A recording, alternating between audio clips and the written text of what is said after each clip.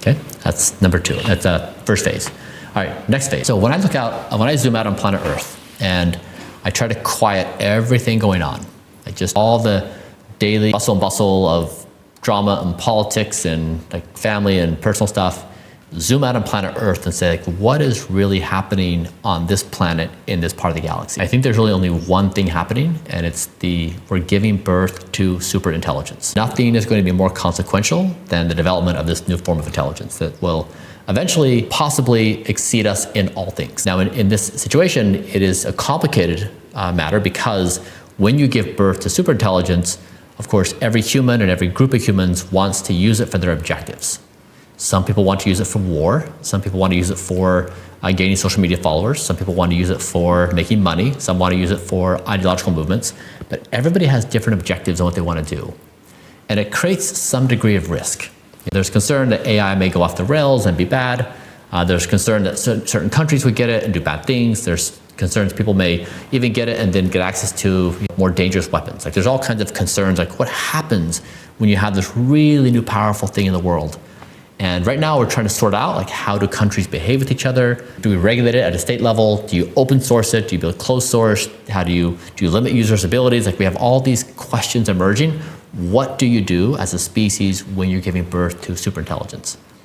So let me pose this question to you. Imagine we are together as a group. We are mapping out a practical plan on what we do as a species as you give birth to superintelligence. Now, this is not ought statements, like we ought to. Our statements need to be, we're going to do. Right? So that means we're going to call our friends, we're going to call friends of friends, we're going to put together a plan. What do we do to make sure that, or I guess to increase our probability that we survive this moment and thrive? Like what do we do as a group? I just want to make sure, or as a planet. Are you talking like big picture? Are you talking about us in this room? Yeah, as a species. Like, as a species. Yeah, so we're going to formulate a plan of what we go out in the world and do together. So there's been no plans made yet, just to be clear. Like, is that what you're saying? Yeah, so we currently... There's no plan. Yeah, like it's this emergent thing in the world where it's happening real time and it's happening under the umbrella of democracy in the US. It's happening in a different way in China. It's happening a different way in Israel, right? There's open source models and there's closed source models. So it's just like an emergent system that people are just doing throughout the world through the various economic, political, social, moral, ethical systems of our time and place.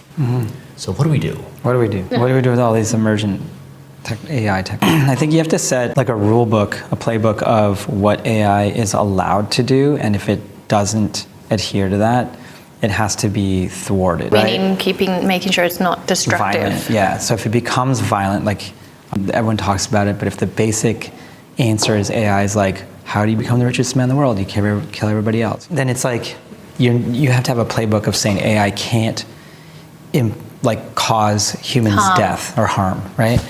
And I think also it can't be weaponized in any way by any individual or country to dominate resources or come up with technologies that can then also enslave other people or dominate other people. So I think there has to be a rule book and there has to be an actual way to turn off this superintelligence. It could be an EMP pulse around the whole planet, whatever it is, but there has to be like a backup, I think. But other than that, it's going to happen no matter what. So there is no stopping it. So it's just about creating not just etiquette, but awareness, and then a playbook. Yeah. Yeah, I know, that's what I think. Okay, thank you. It feels like the ideal thing to do would be to regulate. I know China was being able to watermark images to say that this was created with AI, but at this point it's already, I think the cat's out of the bag. It's already out there, it's already evolved.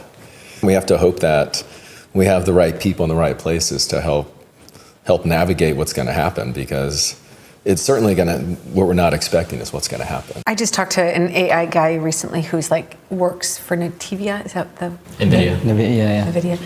And what he was telling me is how AI works is just it learns just like us, right? The way that a child learns is the way that AI learns, and it just learns faster because you can process things faster. And it's just it is, if you look at evolution, it seems to appear to be the next species, right? And we so desperately want to control things as humanity, right? Especially so that it doesn't harm us. But at the same time, evolution has to go through its process, and harm is sometimes the way that. So it's not that I'm voting for harm, but I also am voting for allowing it to learn also. because I feel like if we give it its ability and its freedom that we all want ourselves to learn, then it hopefully will bring the best results. It feels dangerous to have hope as a strategy, though. You have hope as a strategy, and you have hope as a strategy. That feels kind of tenuous. Not to criticize your. Yeah, you can criticize it. I'm just throwing out thoughts right now. But like, what else is there? Because if we put a playbook, that's going to be destroyed in 2 seconds anyway. It is its own being and thing, and it's almost like we have to like. And I love AI. I think AI is one of the most exciting things, and also it's scary as fuck all at the same time. But it still needs like electricity. It needs chips. It needs like silicon. It needs hardware that for it to run. It's not an actual organic being, right? So we're still in control of its. To a certain extent. Density. Yeah, its existence. But.